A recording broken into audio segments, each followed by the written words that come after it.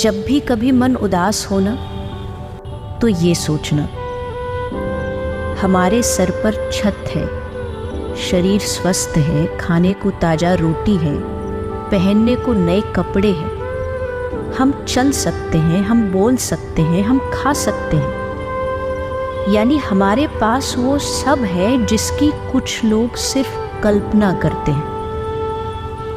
यकीन मानिए, ये सोचकर आपकी सारी शिकायतें धन्यवाद में बदल जाएंगी।